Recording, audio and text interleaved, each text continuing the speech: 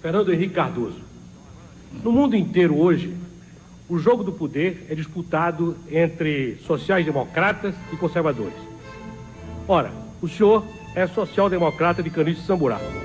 E seus adversários elegeram como seu calcanhar de Aquiles, para atacá-lo, sua aliança eleitoral com os conservadores do PFL e do PTB.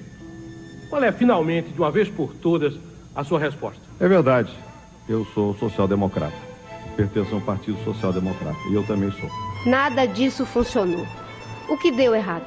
Eu considero que tudo deu certo. Veja você. O importante é o que a gente temperatura é interessante. Como a todos compreendem o que a gente. E em política a gente não deve contar quem é contra, quem é a favor. Ele deve ficar... And meanwhile, we're going to keep implementing the law.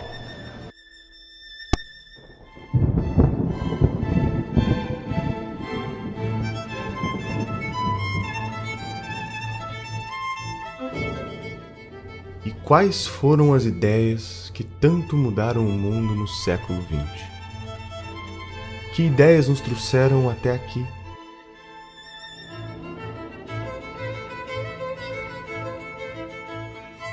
No século XVI, Newton, Copérnico e Galileu mudaram o rumo da humanidade. O homem descobre que a Terra não é o centro do universo. E uma vez que a Terra perde o protagonismo perante os astros, a humanidade se pergunta: em que o homem se difere dos demais animais da natureza? Neste cenário, o filósofo alemão Immanuel Kant quer descobrir o pensamento humano da mesma forma que a ciência tem descoberto o mundo nos últimos séculos. Ao escrever o livro Crítica da Razão Prática, Kant afirma que o mundo só é conhecível por meio da ação do homem e jamais do seu pensamento puro. Friedrich Hegel, influenciado pelo pensamento de Kant, propõe que além do homem só poder conhecer o mundo por meio de suas ações, quando cogita agir, cria um simulador dentro de si que testa o resultado das opções que pode tomar. Imagine que um homem está em uma ilha no meio do oceano. Ele não sabe qual é a temperatura da água. Intelectualmente, ele pode imaginar que a água está fria ou está quente, mas só saberá a realidade quando de fato entrar nela. Neste conflito mental de diferentes ideias sobre qual é a temperatura da água, o homem tira conclusões dos riscos e benefícios de entrar ou não no oceano, chegando a uma conclusão que lhe parece a ação ideal. Todo este pensamento dá a base para a teoria chamada dialética histórica, onde o ser humano cria uma tese e em seguida uma antítese, e como consequência deste conflito entre as duas, conclui uma síntese. Segundo Hegel, a história se moveria com esta linearidade da dialética histórica. Hegel teve um aluno chamado Ludwig Feuerbach, defensor da ideia de que neste processo de dialética histórica, o homem criou Deus, como uma forma de se autoconhecer. Aqui, terminamos de completar toda a base que será utilizada para que um alemão chamado Karl Marx desenvolva o pensamento que mudará o mundo para sempre.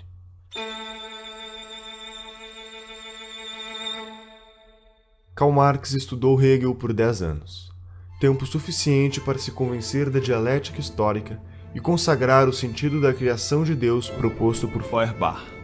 Marx afirma que a dialética proposta por Hegel, que de fato moveria o mundo, é a luta de classes.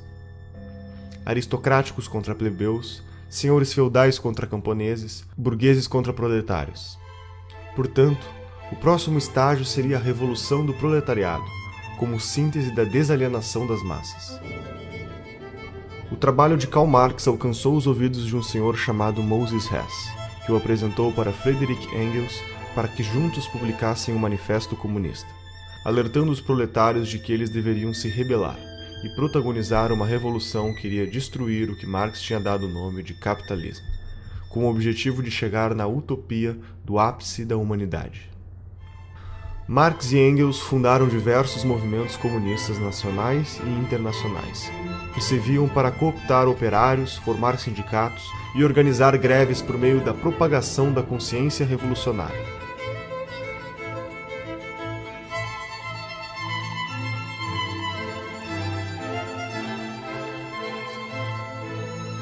Acontece que Marx estava errado.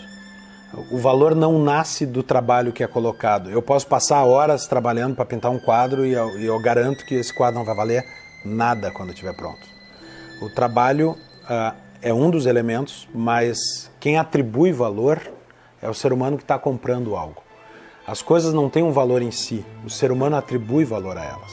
Um copo d'água tem um determinado valor em Porto Alegre ou em São Paulo e tem outro valor no deserto do Saara, porque nós atribuímos um valor diferente para as coisas. A teoria do valor trabalho está errada e ela foi desmentida pelos austríacos, começou na escola austríaca com Karl Menger, a demonstração de que essa ideia de valor trabalho é economicamente falsa. E sendo economicamente falsa, todo o resto do marxismo que está sustentado nessa ideia deveria ter caído por terra. E por que é que não caiu por terra? Porque aos marxistas, talvez não a Marx, mas aos marxistas, pouco interessa a verdade científica do que disse Marx. Interessa mais a teoria da revolução, que derivou de um erro. Agora o pessoal pensa que o movimento comunista se define por uma ideologia. Né? Eu digo que vocês estão loucos. Nasceram ontem, não estudaram nada, absolutamente nada. O movimento comunista já trocou de ideologia 1 bilhão de vezes. Né? Se você ver, Karl Marx começa dizendo que o movimento socialista é a expressão do interesse objetivo do proletariado. Passados 100 e poucos anos, o teórico novo do movimento comunista, Ernest Laclau, diz o seguinte: a propaganda do partido cria a classe social que ele em seguida vai representar. Eu digo, é teoria inversa, mas ela continua com o mesmo nome, continua sendo marxismo. Isto é próprio do pensamento dialético, converter-se no seu contrário quantas vezes for necessário. O comunismo não é uma ideologia de maneira alguma, o comunismo é uma cultura. É quando suas ideias florescem entre os jovens russos e o que parecia apenas uma ideologia transforma-se no que será o maior genocídio da história da existência humana. Vladimir Lenin tinha 17 anos quando seu irmão tenta explodir a carroça do czar russo, Alexandre III, como forma de protesto de um grupo terrorista do qual ele fazia parte. Seu irmão falha e é condenado à morte. A partir deste momento, Lenin intensifica sua vida política por meio dos estudos de direito, até que conhece a obra de Marx e Engels, nos livros Manifesto Comunista e O Capital. Lenin foi se tornando cada vez mais radical e, nos meados da Primeira Guerra Mundial, entende que é a oportunidade perfeita para antecipar a Revolução Proletária por meio da revolta armada. Em outubro de 1917, Lenin cria o primeiro país comunista da história.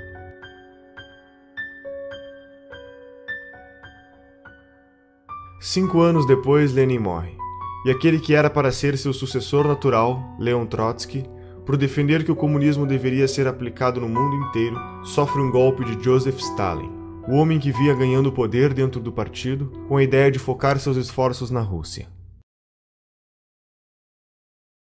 Stalin só desocupará o governo depois de 30 anos, deixando para trás mais de 20 milhões de pessoas mortas. Essas consequências são fruto da mentalidade revolucionária, que vislumbra uma utopia teórica, e por se tratar de uma ideia sobre um futuro idealizado, não pode ser submetido a nenhum crivo de moralidade ou razão do presente e muito menos do passado. O comunismo sempre renegou a natureza humana, usando teorias supostamente científicas para embasar a busca de um novo homem. O extermínio humano se justificava na busca de uma sociedade apenas de homens evoluídos. A famosa utopia comunista.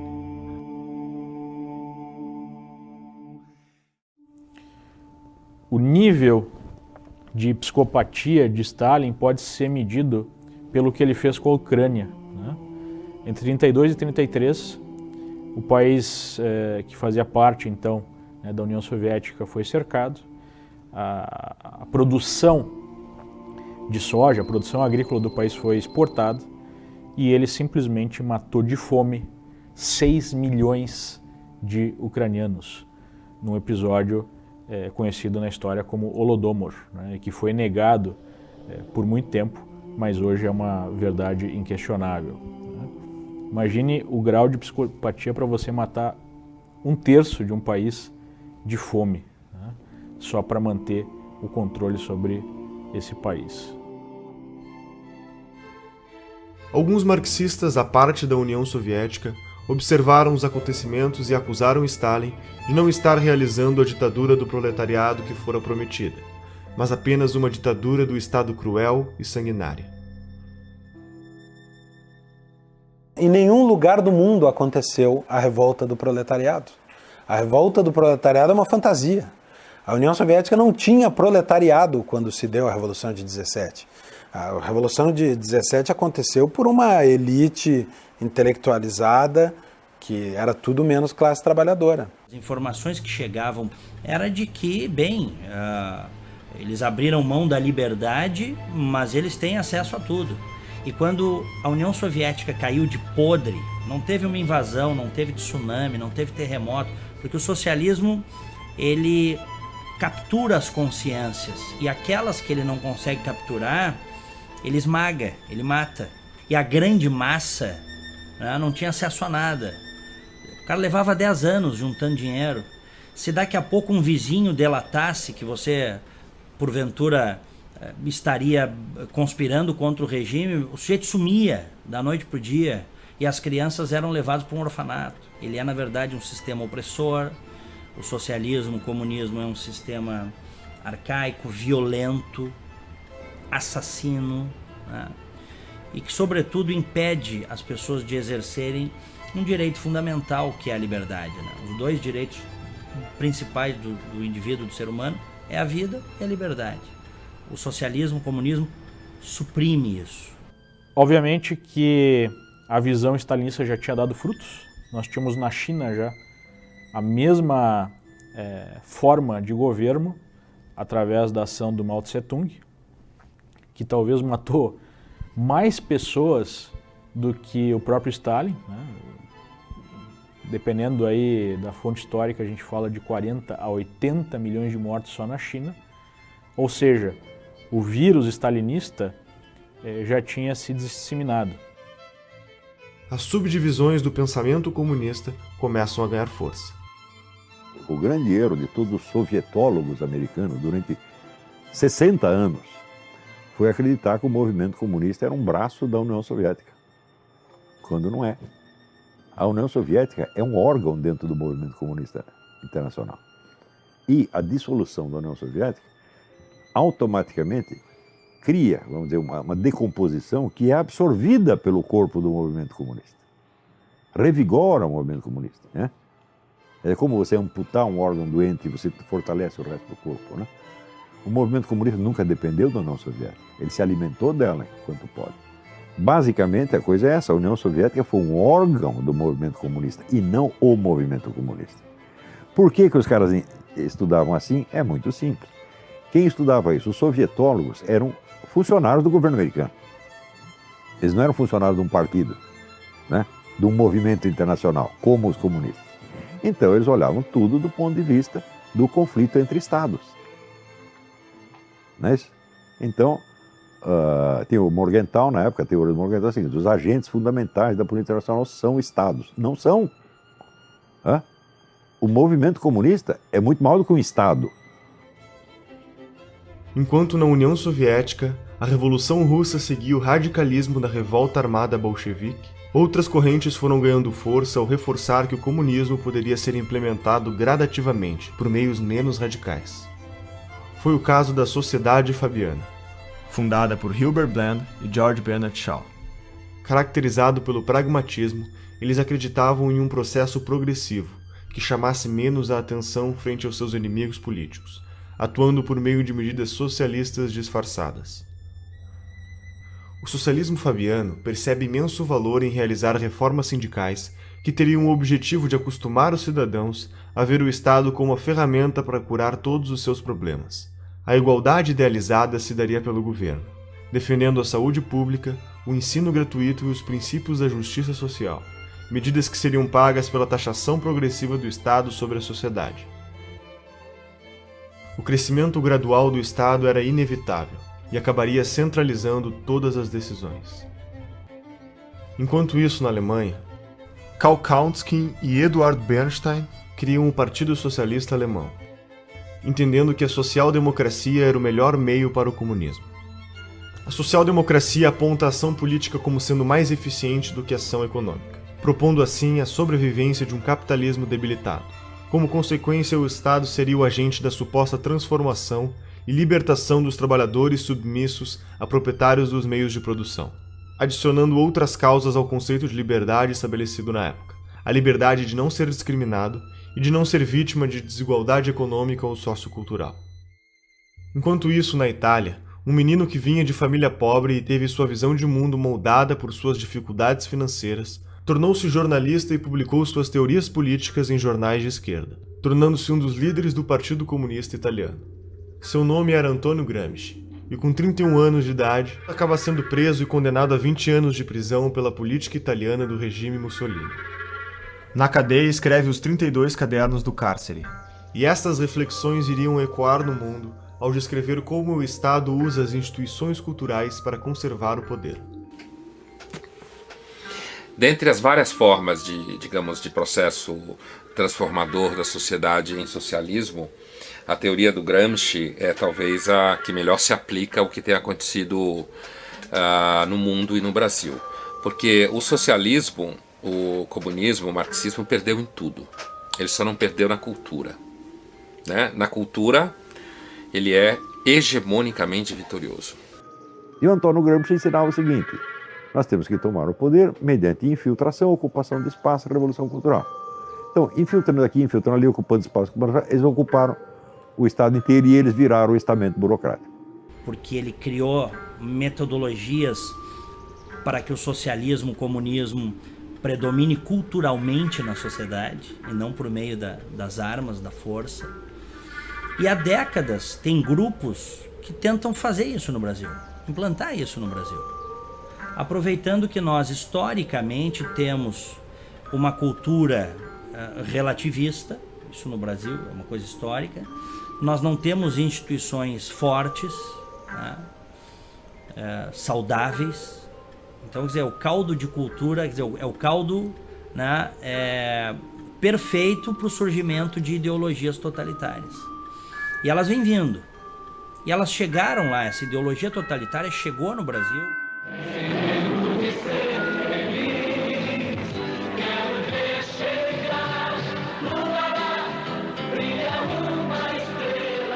Para Gramsci, uma ditadura sem hegemonia cultural jamais resistiria por muito tempo, e este era o problema do regime stalinista, pois todos os aspectos culturais da sociedade, sua filosofia e sua literatura, formariam a superestrutura da sociedade que também devia ser derrubada. Gramsci propõe que, através do controle do sistema educacional, das instituições religiosas e dos meios de comunicação, seria possível reconstruir, criar e reproduzir uma hegemonia cultural comunista. Paulo Freire, o patrono da educação brasileira, foi um dos discípulos do pensamento gramsciano. Que existe uma tendência natural ao mundo acadêmico e produção de ideias a abraçar a causa socialista, né? Porque é um mundo em que você pode falar o que quiser. Estou falando principalmente no mundo das ciências humanas, que é onde está essa produção. Você pode falar o que quiser, porque não, um aluno de ciências humanas dificilmente vai quebrar uma empresa, porque ele não vai abrir uma empresa. Dificilmente ele vai derrubar um avião, porque ele não vai pilotar avião, certo? Portanto, você pode inventar como o mundo é, inventar como os seres humanos são, propor uma solução que você tem na cabeça, dizer como todo mundo devia agir, porque os alunos vão sair dali, vão beber, vão transar, e se eles forem trabalhar depois, eles vão arrumar emprego como professores, então eles vão poder repetir a mesma história, ou eles vão, na realidade, basicamente gerar gasto em algum órgão do governo. O Gramsci é o cara que vai desenvolver a ideia de que o partido é a única instituição dentro daquilo que a gente chama de democracia modernamente, muito erroneamente, por sinal, é a única instituição que ela consegue aumentar o próprio poder. O judiciário não consegue, sei lá, você sendo chefe do executivo, geralmente você não consegue, você precisa fazer isso tudo de dentro de um partido, você não faz aquilo ali sozinho, você precisa da estrutura partidária para isso. Mesmo que você ganhe mais eleições, por exemplo, você tem aqui seus cupinchas dentro do legislativo, Se cada um é de um partido, vocês podem se entender ali intelectualmente, mas vocês não conseguem aumentar o poder de vocês, a não ser no próprio partido. Então Gramsci fala assim, não quero mais essa revolução, revolução tá brega, revolução não pega mais. Então é uma confusão que muita gente faz, né? Ser revolucionário e ser gramscista, não, uma coisa ou outra, são linhas opostas. Gramsci vai lá e fala assim, olha, não tem mais revolução, isso aí não pega mais, vamos criar a revolução de dentro de um partido. Então você vai transformando tudo, Igreja Católica, mídia, sei lá mais o que, em órgãos do partido. Para isso funcionar, a primeira coisa que precisa ficar clara, isso é uma coisa que também confunde todo mundo, é que essas pessoas não têm que ser necessariamente filiadas a um partido. Então, por exemplo, para você ter uma mídia que funcione dentro do gramscismo, o cara não pode ser filiado, por exemplo, ao PT. Ele tem que ser um cara isento, tem que ser aquele cara assim que às vezes até faz uma crítica ao partido, mas no final das contas ele tem a narrativa que vai fazendo o partido crescer. Não havia espaço. Os partidos para a esquerda chegar ao poder via eleitoral. Que ano é isso? 98. E, portanto, não tinha que ficar preocupado com toda a eleição. Tinha que se pensar em organizar a sociedade. Dali 20 ou 30 anos, a gente iria ter 30% da sociedade já socialista, e aí sim a gente poderia disputar o poder e ganhar. Mas eu não vou viver mais 30 anos. Eu quero chegar ao poder logo. Mas por que eu cheguei onde cheguei? Porque eu tenho por detrás de mim um movimento. Eu tenho por detrás de mim uma grande parte dos estudantes do PT, a CUT, a base da Igreja Católica. O único país do mundo em que Gramsci ele foi funcional foi o Brasil. O objetivo de Gramsci era transformar o partido condutor dessa revolução silenciosa, vamos colocar assim, como um imperativo categórico da sociedade. Ele fazia até uma comparação com Maquiavel, né? Nós teríamos então o partido como o novo príncipe, o novo sujeito que não pode, sujeito histórico que não pode ser questionado. Do ponto de vista moral, para a moral gramsciana, qualquer coisa que é a favor do partido é algo correto. Qualquer coisa contra o partido é algo errado. E nós vemos isso lá no Brasil durante a defesa, né, dos sujeitos, dos petistas que saquearam o país. Não, eu não fiz isso para enriquecer pessoalmente. Mentira, muitos fizeram para enriquecer pessoalmente. Mas o ponto é, eu fiz isso para defender o partido, eu fiz isso para defender a revolução, então eu não posso ser questionado. Em paralelo, Felix Wilh, um alemão que também estava preocupado com os rumos da Revolução Russa, decide criar uma série de congressos, reunindo pensadores marxistas para acelerar o processo de revolução. Entre eles estava Karl Korsch, um teórico contemporâneo de Gramsci que apresenta a tese de que o Estado é sim estruturado pela economia, mas essa economia tem como base uma outra estrutura invisível, a cultura estabelecedora dos valores que são passados de geração em geração. Entusiasmado com as apresentações de Korsch, Felix fundou o Instituto de Pesquisas Sociológicas de Frankfurt, instituto que ao longo dos anos seria apelidado de Escola de Frankfurt. O sucessor de Felix na Escola de Frankfurt foi um sujeito chamado Max Horkheimer, e assim como Gramsci acreditava em uma nova hegemonia cultural e na destruição da estrutura dos valores que se perpetuavam por meio da autoridade da igreja, da família e da escola. Segundo a Escola de Frankfurt, os pais ensinam aos filhos o que é certo e errado por meio do castigo e educam através do exemplo da família. A igreja estabelece os dogmas morais que condicionam a ação do homem e a escola condiciona o comportamento por meio do ensino. Para a Escola de Frankfurt, se tratava de um ciclo vicioso que deveria ser atacado e destruído. Uma vez que as instituições entrassem em crise, o Estado cada vez mais assumiria as responsabilidades do ensino dos valores para as novas gerações, tendo a oportunidade de estabelecer a hegemonia cultural comunista.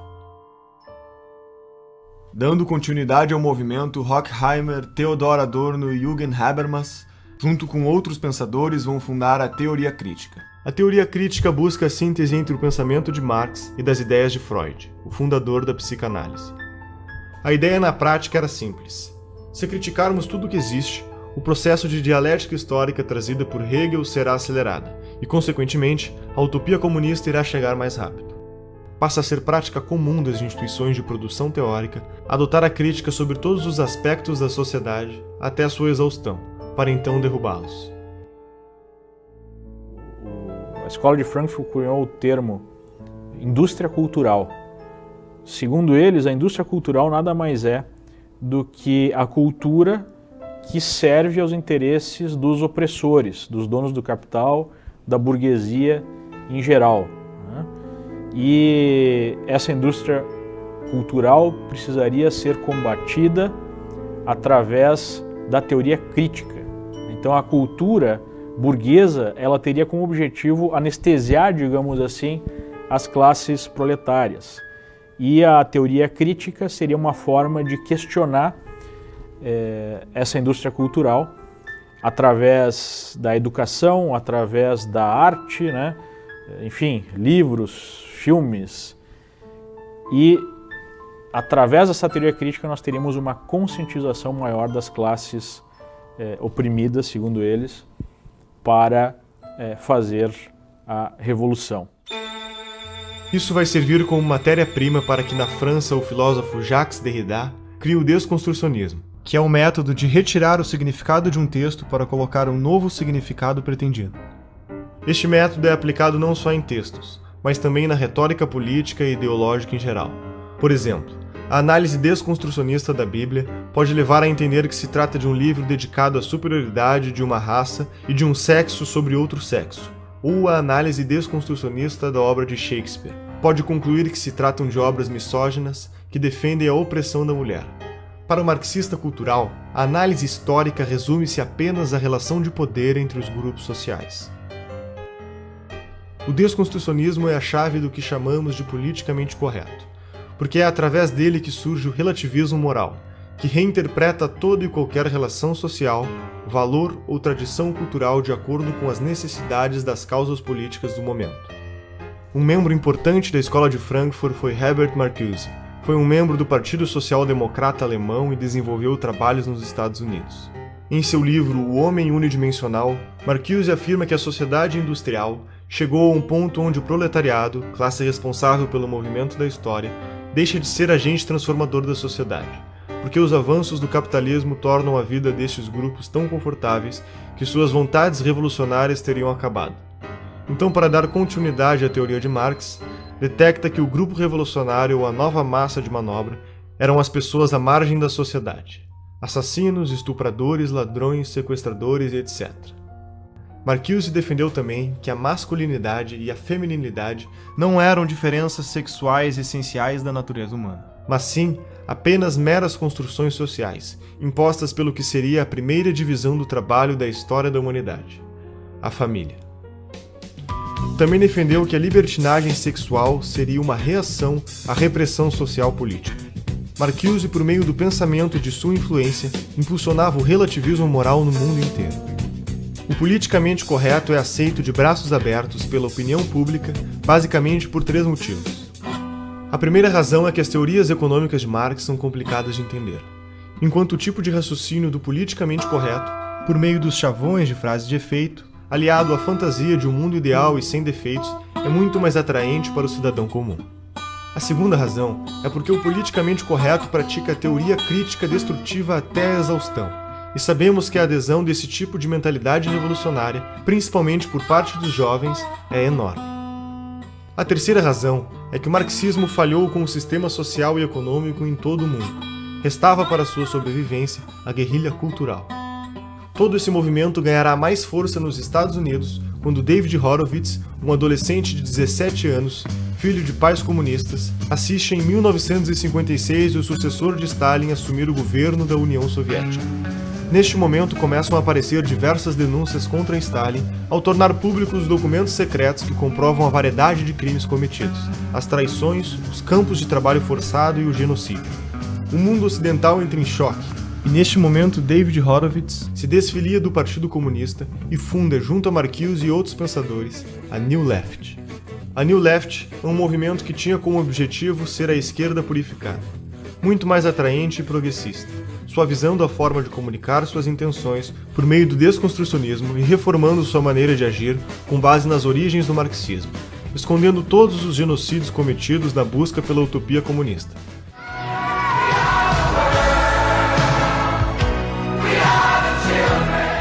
Começava um novo processo de reciclagem da comunicação comunista. Abraçando a contracultura dos anos 60, o movimento hippie, a libertação das drogas, a libertinagem sexual e o aborto, trabalhando com slogans simples e publicitários, como "Faça amor, não faça guerra".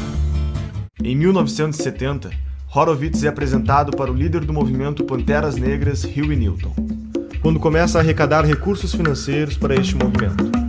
David pede para sua amiga Betty Van Pater para se juntar a ela e cuidar das contas bancárias destes fundos. O corpo de Betty é encontrado boiando na Baía de São Francisco. David investiga a morte de Betty e a polícia informalmente aponta o assassino como um dos Panteras Negras. Entretanto, a polícia não prendeu o suspeito. Seus amigos da New Left, que se manifestavam em defesa das mulheres, também o ignoraram. Desconcertado, Horowitz escreve um artigo para o jornal New York Times sobre o caso, e no dia da publicação recebe a notícia de que havia acontecido uma falha e seu artigo não foi impresso. Incapaz de explicar a morte de sua amiga, David entra em uma crise existencial perante a sua ideologia marxista. Horowitz foi afastado da New Left por seus companheiros, que consideraram traição o fato do mesmo sugerir que o assassinato havia sido realizado por um membro dos Panteras Negras. Uma década depois, após este fato, David volta a escrever e denuncia como funciona o sistema de guerra política em que participou e ajudou a criar, tornando-se um defensor declarado do conservadorismo. Ever since I came into the right and observed the political scene from a different vantage, it's always impressed me that whenever I see or usually see a conservative and a leftist or a progressive or a Democrat and a Republican squaring off, it's something like Godzilla versus Bambi. They call us racists, sexists, homophobes, imperialists, and we call them liberals. What are these people liberal about except hard drugs and sex and spending other people's money?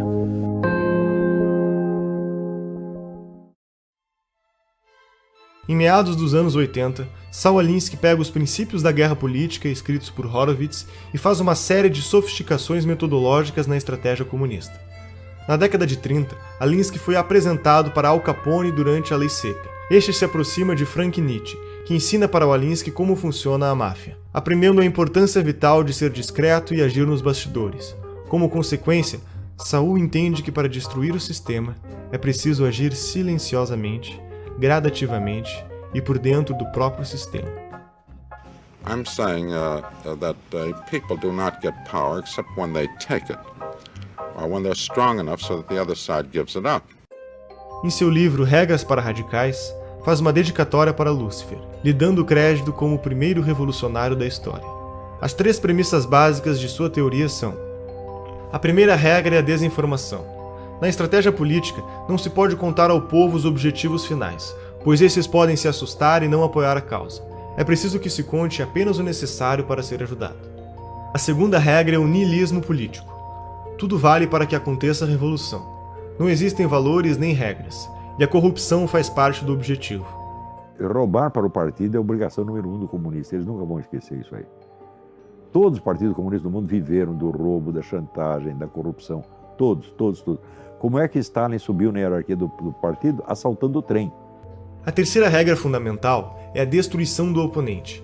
Em um debate, não devemos vencer o argumento do oponente, e sim aniquilá-lo da vida pública. Alinsky defende a ideia de organização das massas como o fundamento metodológico da revolução. Segundo sua proposta, a mudança vem do poder, e o poder vem da organização. Para agir, as pessoas precisam se juntar. Uma igreja junta pessoas pelo interesse comum na fé, uma empresa pelo interesse comum econômico. E por isso, Saul Alinsky acreditava que fundar organizações para acelerar a revolução era brecha no capitalismo, por jogar na mesma lógica da descentralização dos interesses em comum. Durante sua vida, honrou seu posicionamento ideológico ao fundar 44 ONGs. Muitas delas formaram outros formadores de ONGs e assim o número foi se multiplicando intensamente. Essas organizações reuniram pessoas interessadas em solucionar certos problemas. Entretanto, Alinsky dizia: o problema nunca era o problema era sempre a revolução. Quanto mais seccionadas forem as ONGs, melhor será, pois ninguém irá se opor a causas tão específicas e que querem a melhoria da sociedade. Cada ONG representava um bloco de votos, unidos por suas causas e detentores de um potencial de lobby político, as ONGs viraram instrumentos de manobra política e passariam desapercebidas. E Hillary Clinton escreve sua tese de mestrado sobre Saul Alinsky. Barack Obama também foi aluno de uma de suas ONGs e, posteriormente, advogado de defesa frente aos escândalos de corrupção envolvendo uma ONG criada por Alinsky. Hoje, no Brasil, existem mais de 200 mil ONGs que recebem dinheiro do governo federal. Entre 1999 e 2006, mais de 15 bilhões de reais foram entregues a essas organizações. Em 1959, quando Fidel Castro anunciou para o mundo que sua revolução era comunista e passou a ser apoiado por Moscou e a União Soviética, criou um programa de financiamento de grupos de guerrilha na América Latina. Este ativismo da Revolução Comunista encontrou forte eco no Brasil, levando à formação de diversos grupos de orientação comunista, que culminou com a tomada do poder pelos militares em 64. A partir daí, a esquerda passa a ter como principal objetivo a derrubada do regime militar.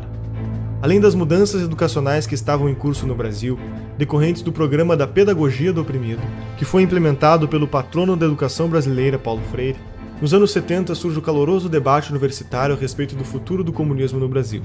Neste debate, os social-democratas fabianos concluem que os mortos na revolta armada servirão de mártir para endossar a Revolução Cultural. O movimento foi facilitado pelos próprios militares, que consideravam mais importante combater a esquerda armada, enquanto davam espaço à esquerda cultural.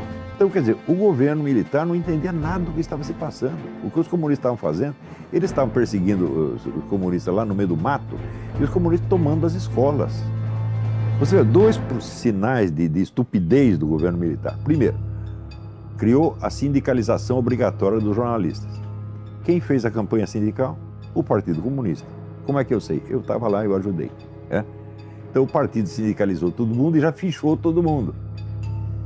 Então, ao fim da campanha de sindicalização, o partido tinha, quer dizer, o cadastro total dos jornalistas do país, sabendo quais poderiam ser colaboradores, quais não, etc, etc.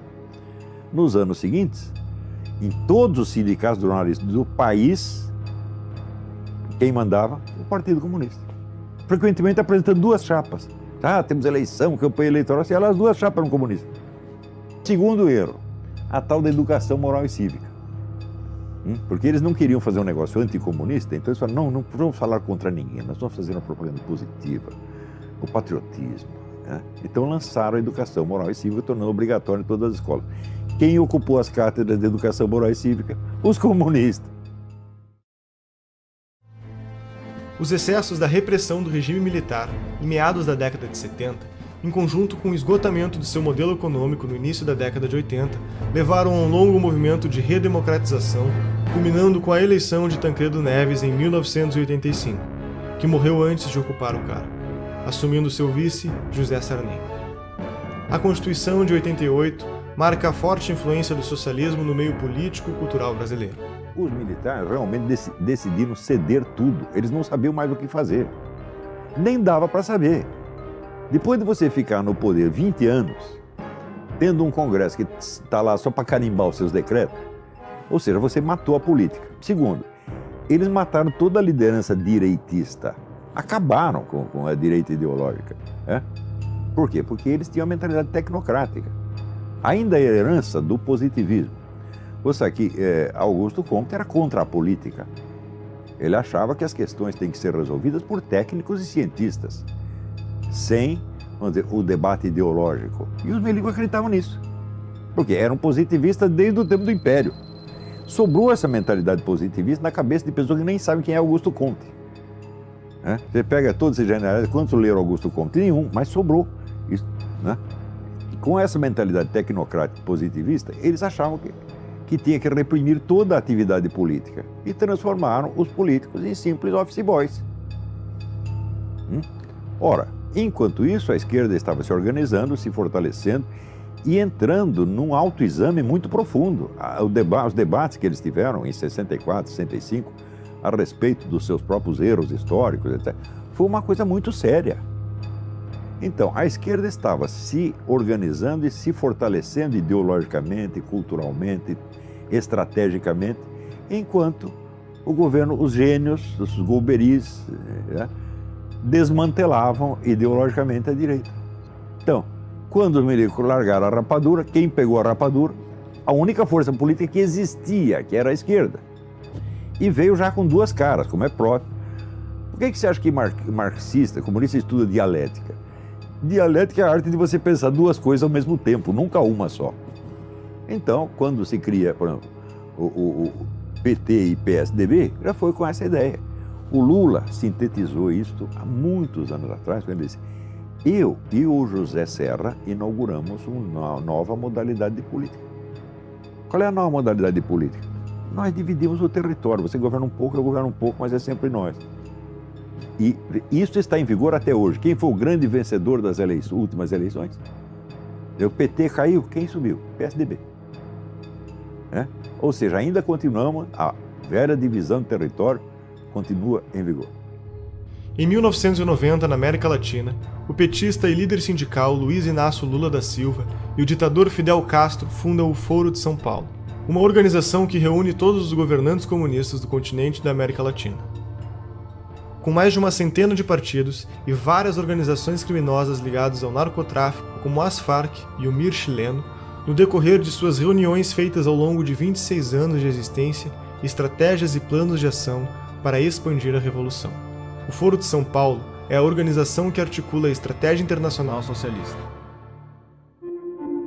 Em 1994, o Partido Social Democrata Brasileiro elege Fernando Henrique Cardoso como presidente, que começará um amplo programa de incentivo às políticas estatais. O processo fabiano se deu com sucesso ao longo dos 8 anos do governo FHC que precederam a era lulopetista e o governo Dilma. O Brasil estava a caminho da utopia. Estaríamos rumo a uma revolução que nos foi contada aos poucos? Seriam todos os partidos brasileiros ideologicamente idênticos e metodologicamente diferentes? Você reconhece este Brasil?